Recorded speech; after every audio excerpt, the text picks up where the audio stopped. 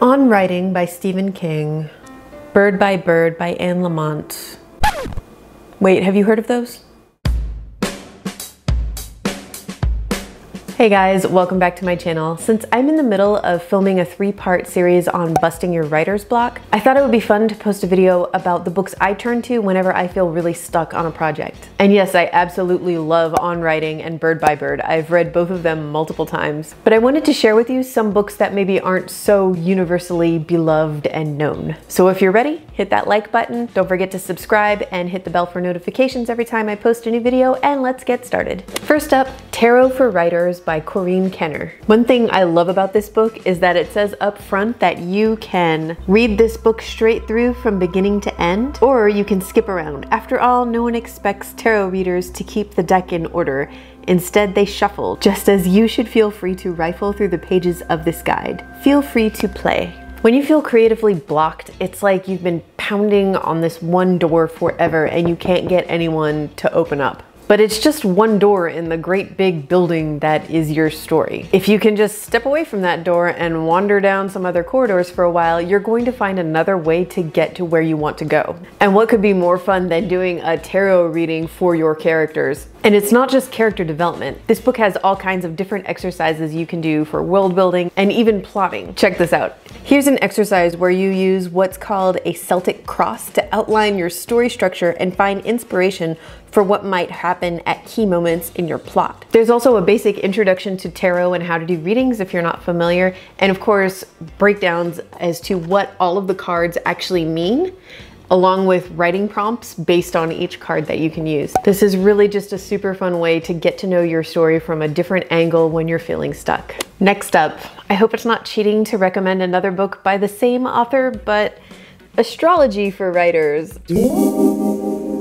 Also by Corrine Kenner. 6 years ago, I was writing a novel with an ensemble cast, and it was my first time writing a book from multiple points of view, and it was really challenging for me. I was feeling a little stuck on it and trying to figure out all of the characters, and I ordered this book, and I was just obsessed with it. The characters in that novel were completely shaped and became so real to me thanks to the exercises I did in this book. I remember this one character in particular. He was a Pisces like me, and he was so shy and kind of withdrawn and secretive, and I was having a really hard time figuring him out. Like, I thought I knew his backstory and I thought I knew what he was all about, but as I got further into the book, I was realizing I didn't know him very well at all. This book goes through all of the planets first, but it of course also goes through all of the signs. So one of the first things I did was I went to the Pisces section, and each section on one of the signs comes with 20 questions that you can ask yourself about your character. The symbol for Pisces depicts two fish tied together.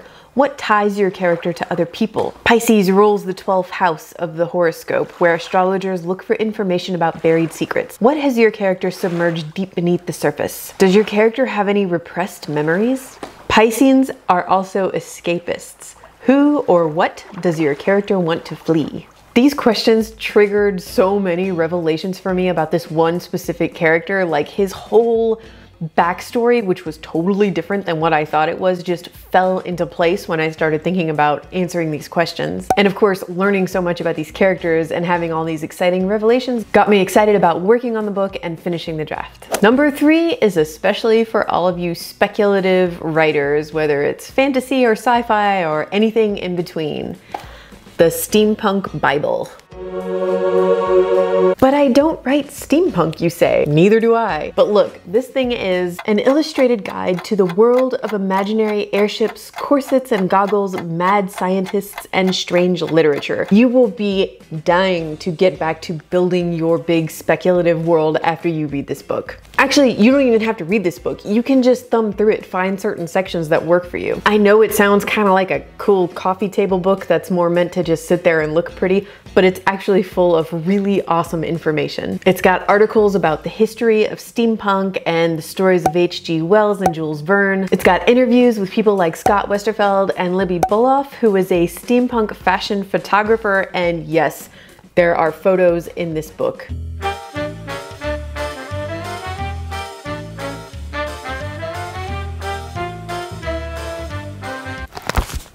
If you are a cosplayer, this book is gold. There's also actual step-by-step guides on steampunk kind of projects you can do, like making etching tins with salt water and electricity.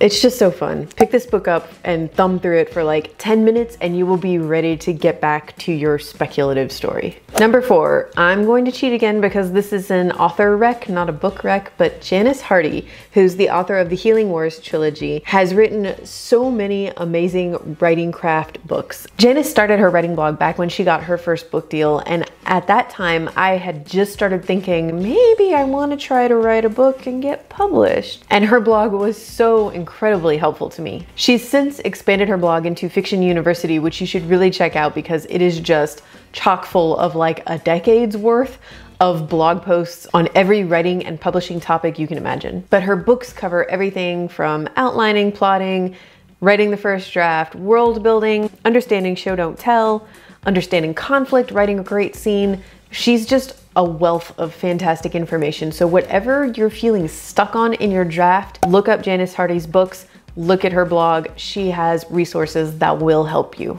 I saved the best title for last. Take Off Your Pants by Libbie Hawker. She is, of course, referring to pantsing, or writing a novel by the seat of your pants, as in not outlining, not plotting, just going where the wind takes you. Any book that's pro outlining is going to be in my wheelhouse. And here's the thing, I am a big plotter. I love outlining, but I've also tried pantsing novels and it was a super fun experience. But here's the thing, every time I did it, I got stuck in the middle of the novel and I got stuck right before the climax of the novel because I was never sure exactly where I was going. And each time I managed to finish the draft, I would have to go back and rewrite it from scratch because it took writing that entire draft without a plot for me to figure out what the book was actually about. And then I had to go back and give it structure. So if you have writer's block and you're a pantser, you might just need a little bit of structure. It doesn't mean you need to go all in with like a detailed scene-by-scene outline. You just need a few guideposts to aim for so that you know where your character is going next. Libbie offers a great, easy, straightforward plotting method that focuses on strong character development and really great pacing.